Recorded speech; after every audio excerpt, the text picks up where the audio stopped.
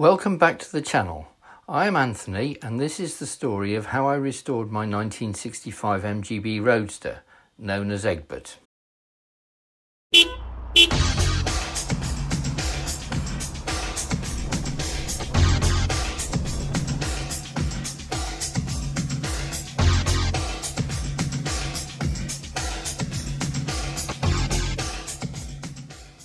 Egbert emerges from the Car Care Club having just been prepared for his appearance on the enthusiast stand at the 2025 restoration show at the NEC.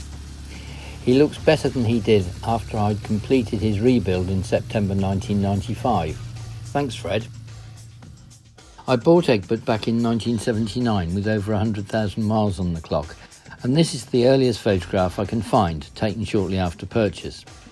5 years and 71,000 miles later, he'd run out of engine, first and reverse gear, floor and sills yet again, and much more. At this point, there were only two possible options for the car: scrapping it or rebuilding it into a brand new body shell. I chose the expensive route. Initial fitment of some of the body panels and trim were carried out prior to sending the shell to the paint shop. The front valance was changed as the shell came with the later one fitted. The original aluminium bonnet was also used instead of the new steel one. Stripped of its bolt-ons, the shell was flatted and prepared for primer and paint. Internal surfaces were given a coat of gloss black before the external surfaces were attended to. Looking improved in Primrose yellow primer, with some of the bolt-on panels fitted, progress can be seen. The bonnet and boot can also be observed in the background. With its gloss black paint covered in a clear coat, the shell is starting to look very smart. On its trolley, on a trailer behind my Montego estate, the body shell was towed the 2 miles home, and my hard work was to begin. Some of the first jobs included fitting of the chrome stripes down the side of the car, as in my ownership it had only suffered gold stick-on stripes. The boot badges and new rear lights also showed progress, followed by door fittings, windscreen and bumpers. The car begins to look like an MGB Roadster. The axle casing had been shot blasted and powder coated, with the differential's aluminium casing sprayed in shiny black Smooth-Right. Once completed, the axle was fitted with its springs and shock absorbers under the back of the body shell. Similarly, the front suspension was built up on the front cross member, and this was bolted under the front of the body shell. However, the engine bay, which had received some attention with new wiring loom, brake and clutch pipe work etc. fitted, looked remarkably empty without its powertrain in situ.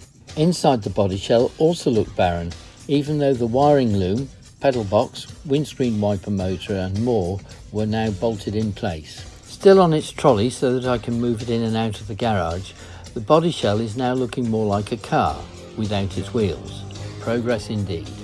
However, the day the wheels were fitted and the car stood on them for the first time, we definitely had a car. Connecting everything up behind the dashboard required some interesting contortions. Fitting the powertrain was an interesting exercise, trying not to scratch the new paintwork with the chain blocks chains.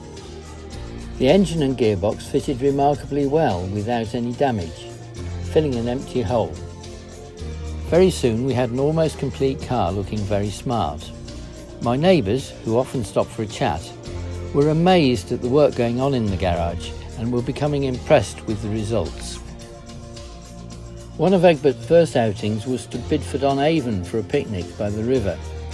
The roof had been down but was erected for the camera. Another early expedition, when my children were staying with us, took us to Ironbridge. As there were 4 of us, we took both MGs, and the journey was taken at 40 miles an hour as I was running the engine in. James and Sarah are a little bigger now, James's eldest 2 children being bigger than he is in the photograph. There is nothing better than driving around the lanes of Warwickshire on a sunny day with the roof down and the wind in your hair. But, I hear you say, I've a hat on. Well, that is to prevent my bald patch getting burnt by the sun. In the village of Ellenhall, we will turn right towards the church where there's a lay-by. Here we can have a closer look at the car.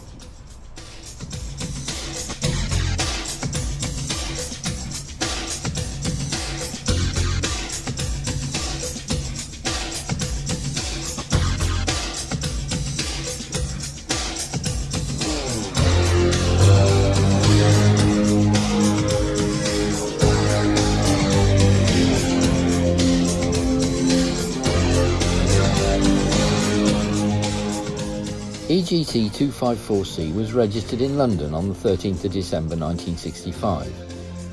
Was it a Christmas present for someone? Who knows? It is unlikely I'll find out. Another unknown is its colour. The heritage certificate from Gaydon suggests Old English white, but the paint below the black and blue on the old body shell looks more like a metallic gold colour, not a standard colour. However, the previous owner had overpainted blue with black, and that is what prompted me to paint the new body black. After all, most sports cars are painted red, and I wanted it to stand out in the crowd. Many ask me what I tow, as it's unusual to fit a tow bar to a sports car. Well, I used to tow a large canoe trailer with up to 20 canoes. Kayaks really, on board for the Austin Apprentices and Ex-Apprentices Canoe Club. And now we have a Conway trailer tent, which has been all over the country behind Egbert. The cockpit is quite roomy and can accommodate drivers over 6'3" tall.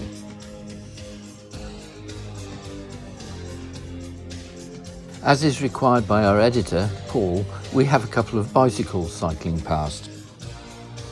Under the bonnet, we have the refurbished engine. It was rebored plus 60 thou and is now 1868cc. It was 1798. It was also fitted with a high lift camshaft. The carburettors are standard. Electronic ignition has been fitted, but 2 units failed, so it is now back to contact breaker points. The boot, although smallish, is ample for everyday use, but when we need more space, we can put bags under the tonneau cover. The full tonneau folded back and pinned to the heel board is sufficient for a small suitcase.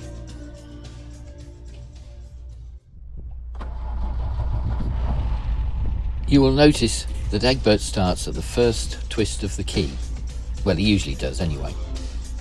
A quick flash of the LED headlamps and we're off again. I have to say that the LED bulbs are so much better than the halogen bulbs, which in turn were better than the tungsten filament bulbs and sealed beam units originally fitted.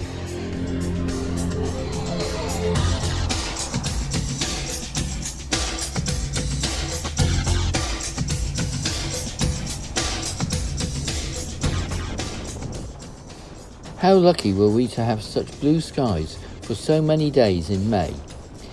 It is only towards the end of the month that the rains have appeared, hopefully to fill the reservoirs back up again.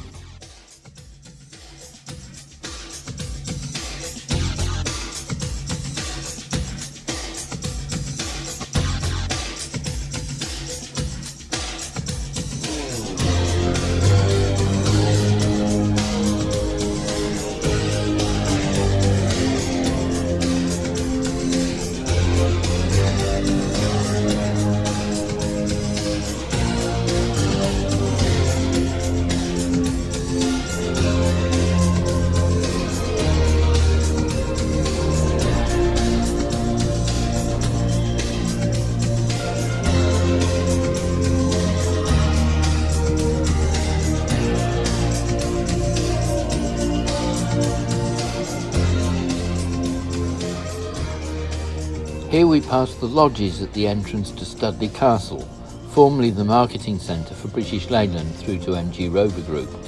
This mansion is now a hotel. The building I'm about to pass to my right is the former head office of the Patrick Motors Group. They sponsored Blue Rover SD1s and real Mini Clubmans at race meetings.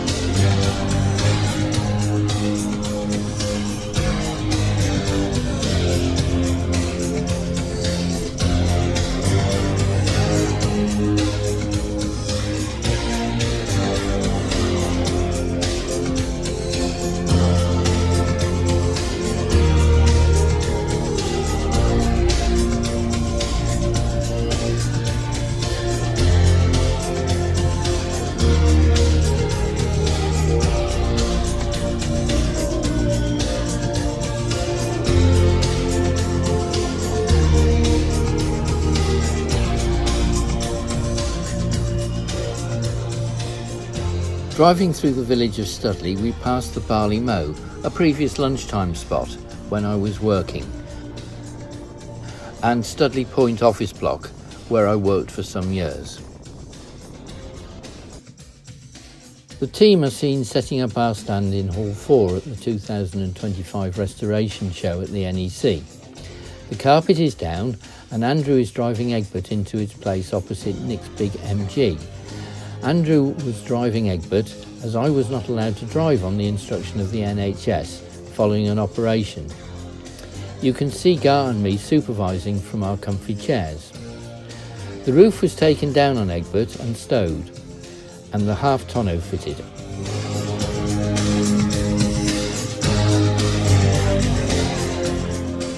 Egbert looks superb on the stand thanks to his visit to Fred at the Car Care Club.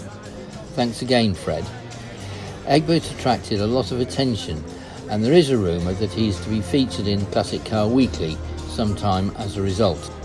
The info boards tell the stand visitors about the cars and their history.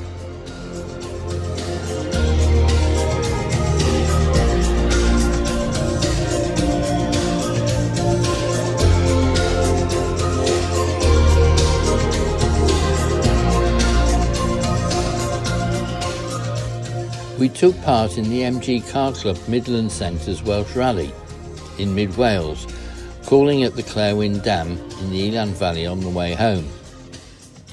Some of the reservoirs in the valley were very low, so hopefully recent rains are topping them up. None of the dams had water going over the top. Over the weekend, Egbert went through his 230,000th mile. Well, bits of it did. Thank you for watching our video on Egbert.